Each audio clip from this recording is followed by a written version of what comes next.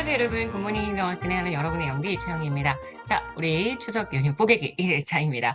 본래 저희 굿모닝 행정학은 지금 기출 부트캠프의 기출 선지 OX로 진행을 하고 있었는데요. 아시겠지만 제가 명절 연휴 동안 휴강을 하게 되었습니다. 휴강을 하게 되니까 저희가 진도를 나갈 수가 없죠. 진도를 나갈 수가 없으니 유튜브도 일주일 동안 쉬어야 되는 거예요.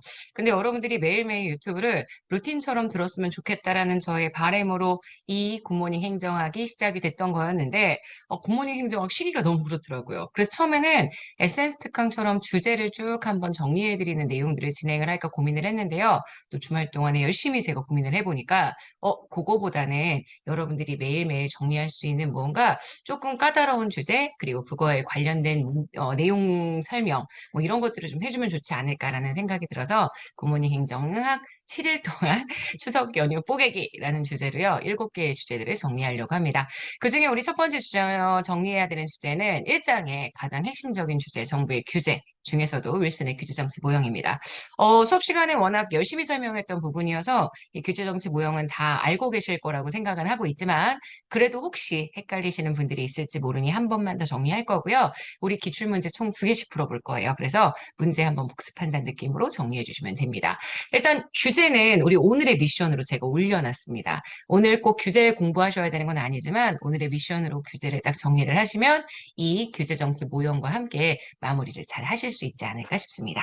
자, 규제정치 모형. 아시겠지만 윌슨은 규제가 분명히 누군가에게 손해를 발생시킨다. 누군가 규제로 인해서 피해를 보는 집단이 있을 거고요. 누군가는 규제로 인해서 혜택을 보는 집단이 있습니다. 지금 보시는 피해와 혜택을 우리 행정학적 용어에서는 비용과 편익으로 항상 바꾸어서 생각을 하죠.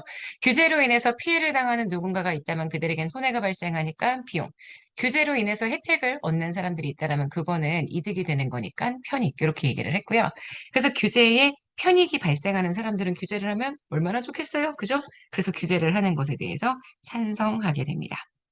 자, 그 규제의 편익이 만약에 소수에게 집중된다라고 이야기한다면 편익이 소수에게만 발생하는 거기 때문에 엄청 적극적인 찬성을 한다고 얘기를 했고요.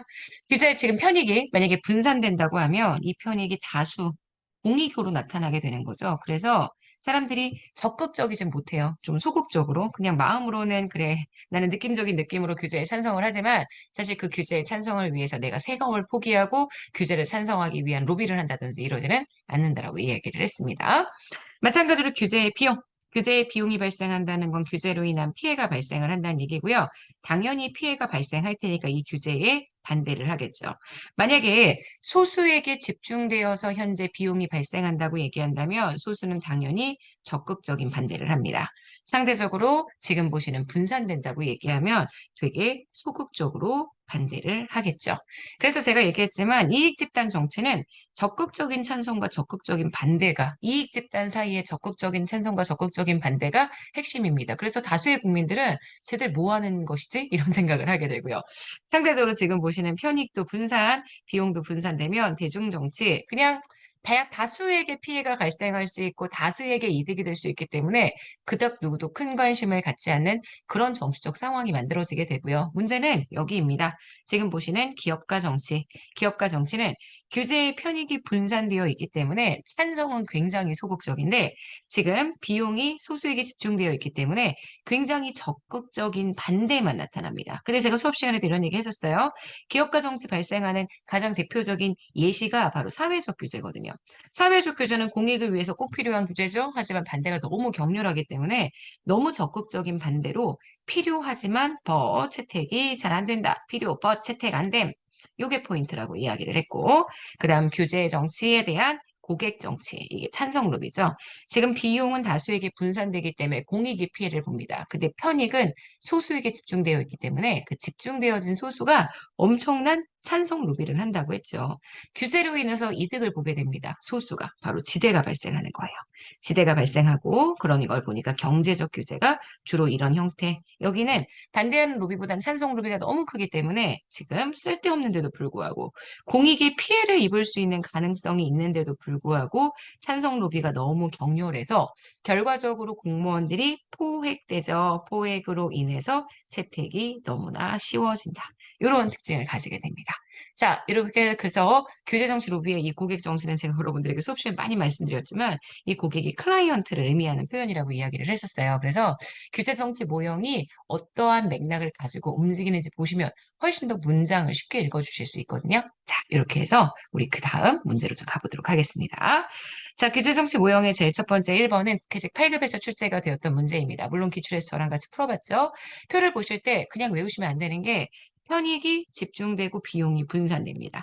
편익과 비용이 모두 다 집중되어 있는 여기가 이익집단정치, 편익과 비용이 모두 다 분산되어 있는 여기가 대중정치, 편익이 분산되고 비용이 집중된다면 되게 격렬한 반대 정치가 발생하기 때문에 기업가 정치, 편익만 집중된다면 굉장히 큰 찬성만 나타나기 때문에 클라이언트, 의뢰인들의 정치, 고객 정치 상황이 발생을 합니다. 그래서 1번, 정책으로 인한 비용과 편익의 분포에 따라 정치 상황이 다르게 발생하고요. 2번, 편익과 비용이 분산되는 경우보다 집중되는 경우에 정치 활동이 활발해집니다. 3번, 비용과 편익이 분산될 때라도 관련 정책에 대한 공익 활동을 하는 단체가 있다면 정치 활동이 활발해질 수 있습니다.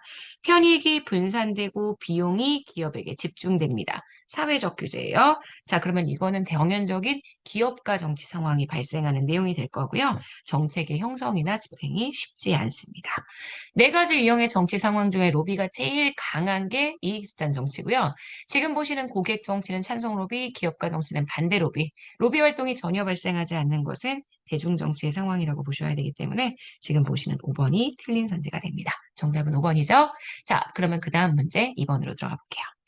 자, 2021년 지방직 7급에서 출제가 되었던 문제고요. 이거는 규제 전체를 그냥 다 보기 위한 문제입니다. 종합편성 채널의 운영권을 부여하고요. 이걸 확보한 방송사만 규제를 하게 된다. 리플리 프랭클린의 보호적 규제 정책이 아니라 오히려 이건 특정한 애들에게 종합편성 채널권 운영을 부여하고 있다라고 얘기하는 바로 경제적 규제에 해당하는 내용입니다. 그래서 1번에 X, 2번 네거티브와 포지티브는 이제 외워도 될 것 같아요. 그죠? 네거티브 규제는 포지티브 규제보다 자율성을 적극적으로 부여한다는 측면에서 피규제자가 선호하는 방식이래요. 포지티브 규제보다 네거티브 규제가 훨씬 더 규제의 자율성이 크다고 제가 얘기를 했죠. 규제가 거의 이루어지지 않고요. 대부분 다 자율적인데 예외적으로 규제를 한다. 이게 네거티브 규제가 되죠. 그래서 요거 현재 맞는 선지입니다.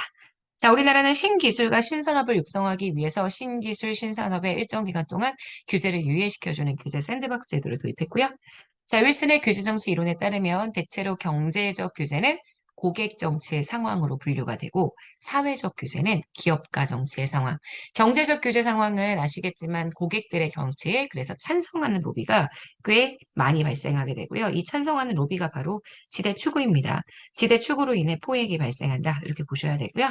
그다음 사회적 규제, 기업가 정치. 네, 격렬한 반대의 정치가 나타나기 때문에 기업가 정치의 상황으로 분류될 수 있습니다. 자, 문제의 정답이 되는 건 현재 1번입니다.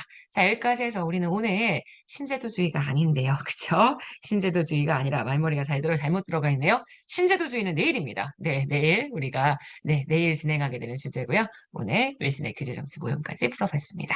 자, 여러분들이 이 규제정치 모형을 공부를 하시면서 전체적인 규제 상황, 여기는 워낙 빈줄이니까 전체적인 규제 상황 다 살펴보는 내용들 꼭 한번 확인해 주셔야 합니다.